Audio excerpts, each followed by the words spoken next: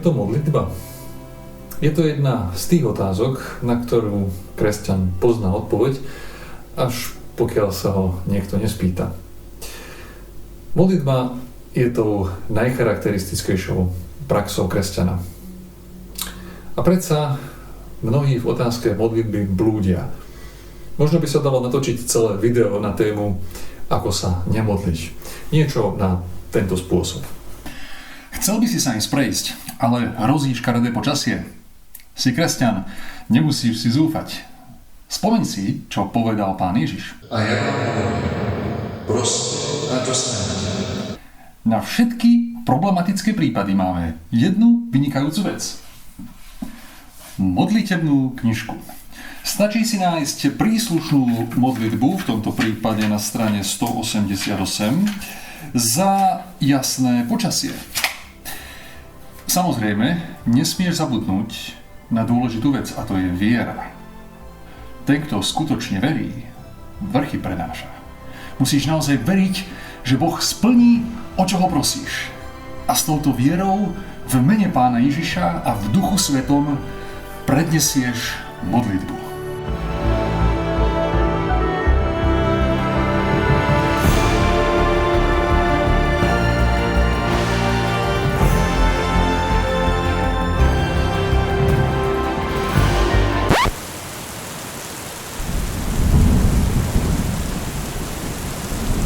Akože nefunguje? Čo nefunguje? Máš slabú vieru, prosím ťa, to je celý problém. Jasné, že to funguje. Kto si mi raz položil otázku? Aký zmysel má modlitba? Boh je predsa všemohúci, vševediaci, všetko veľmi dobre vie, je múdry, vie, čo mi osoží a čo nie, je zároveň láska, takže mi dá dobré veci aj bez toho, aby som musel prosiť. Prečo by som mu mal teda hovoriť, čo potrebujem? Ak je to dobré, stane sa to aj bez toho, a ak je to zlé, tak sa to nestane tak či onak. Aký zmysel má modlitba? Toto je veľmi dobrá otázka, ale v skutočnosti sa za ňou skrýva povrchný pohľad na modlitbu. Mohol by som sa rovnako spýtať, aký zmysel má, aby sa dvaja ľudia, ktorí sa majú radi, spolu rozprávali? Prečo si majú manželia každé ráno povedať znova a znova dobré ráno? Prečo by si mali hovoriť mám ťa rád, alebo pripomínať si nejaké spomienky, o ktorých vedia bez tak?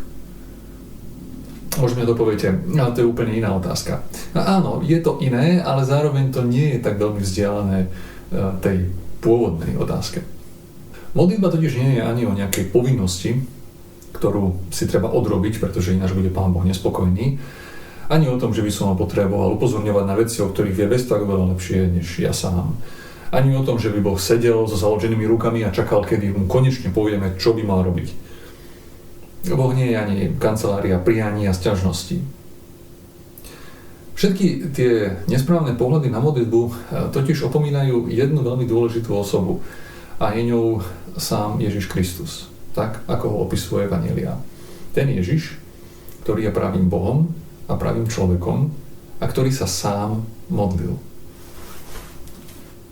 Hneď v prvej kapitole Evanjelia podľa Marka v 35. verši: Nad ránom zavčasu ešte za tmím vstal a vyšiel von. Odišiel na osamelé miesto a tam sa modlil. Alebo napríklad v 6. kapitole Evanjelia podľa svätého Lukáša: V tých dňoch vyšiel na vrch modliť sa a celú noc zotrval v modlitbách k Bohu. Alebo 11. kapitola toho istého evangelistu. Raz sa Ježiš na niektorom mieste modlil. Keď skončil, povedal mu jeden z jeho učeníkov: Pane, nauč nás modliť sa, ako Ján naučil svojich učeníkov. Ježiš im povedal: Keď sa modlíte, hovorte Otče. Mnohí cirkevní otcovia napísali komentáre na modlitbu Otče náš, ale ja by som sa chcel pristaviť len pri prvom slove tejto modlitby Otče. Prečo sa vlastne Ježiš modlil? Pretože niečo potreboval? Alebo bolo treba otcovi pripomenúť, čo si o čom by nevedel? Veď on sám je Bohom. V skutočnosti sa odpoveď nachádza práve v tom prvom slove modlitby Otče. Modlitba je totiž predovšetkým vzťah. modlil sa práve pretože je Bohom a pretože je človekom. Modlitba je v skutočnosti bytostnou potrebou človeka. To, že nám niekedy nechýba, je dôsledkom toho neporiadku, ktorý v človeku narobil hriech. Je to práve hriech, ktorý rozbíja vzťah človeka s Bohom a zároveň vzťah človeka s druhým človekom. Ten, kto miluje, nepotrebuje dôvod na to, aby sa rozprával s milovanou osobou. Ten dôvod je v skutočnosti priamo v tom vzťahu. Pritom nerozhoduje forma, ale blízkosť. Niekedy si vzájomný vzťah vyžaduje dlho sa rozprávať. Inokedy krátko. Niekedy stačí pohľad alebo dotyk. Ako sa rozvíja vzájomný vzťah lásky, tak sa rozvíja aj spôsob vzájomnej komunikácie. Nejde tu pritom vždycky len o nejakú kvantitu alebo nejaký objem komunikácie, ale skôr o kvalitu a vzájomnú súhru. Hlboká láska sama ponúka najlepšiu formu. Komunikácia nie je cieľom sama o sebe. Cieľom komunikácie je láska a láska je zároveň aj jej odmenou.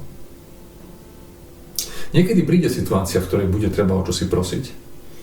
A koho iného prosiť, ako tú najbližšiu milovanú osobu. Niekedy sa bude treba podeliť o nejaké ťažké veci. A komu inému zveriť svoje bremená, než tomu, kto ma miluje. No to nikdy nie je to hlavné. Hlavný je vzťah. A presne tak je to aj s modlitbou. Cieľom modlitby nie je informovať Boha, ako by o čom si nevedel. Ani si vyprosiť nejaké zvláštne veci, na ktoré mi dáva nárok moja veľká viera. Cieľom modlitby je predovšetkým byť v Božej blízkosti. Preto tiež cirkev nepredpisuje takmer nič, čo sa týka osobnej modlitby. Výnimku tvoria zasvetené osoby, ale to je výnimočný prípad. Osobná modlitba sa rozvíja spolu s duchovným rastom. Preberá rôzne formy. Neviaže sa na to, čo je vonkajšie, ani si nerobí žiadne egoistické nároky, ale slúži láske, ktorá má trvať na veky. Mnohí poznajú definíciu modlitby, ktorá hovorí, že modlitba je rozhovor s Bohom. Ale pritom zároveň mnohí namietnú, čo už je to za rozhovor. Skôr než rozhovor je to veľmi špecifický monológ. Veď koniec koncov povedal už Boh niekomu niečo na modlitbu. Lenže modlitba v skutočnosti je rozhovor a Boh naozaj odpovedá a hovorí. Akurát, že väčšinou z pravidla sa prihovára tajomne, v hĺbke srdca, slovami, ktoré nemožno počuť. A práve tam, v hĺbke človeka, môže aj on sám konať. Akurát, že to konanie sa nedá priamo zachytiť našimi zmyslami. Niekedy ho môžeme rozpoznať po ovoci. Ale určite nemôžeme povedať, že by Boh na modlitbu nejako neodpovedal.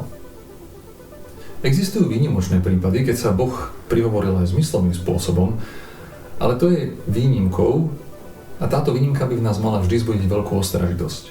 Svätá Terezia z Lisie, verná učeníčka svätého Jána z Kríža, si vyprosila od Boha, aby nikdy nemala žiadne zjavenie. To podstatné sa totiž naozaj deje v našom srdci, v hĺbke nášho bytia, mimo počuteľných slov, mimo pocitov a myšlienok. Tam, kde si Boh postavil svoj trón a kde je skutočne prítomný. Neskôr sa ešte pozrieme aj bližšie na niektoré formy modlitby a pozrieme sa aj na niektoré výnimočné prípady. Ak ste tak ešte neurobili, nezabudnite kliknúť dole na odber a zatiaľ sa majte. Uvidíme sa pri ďalšom videu. Jukidoki.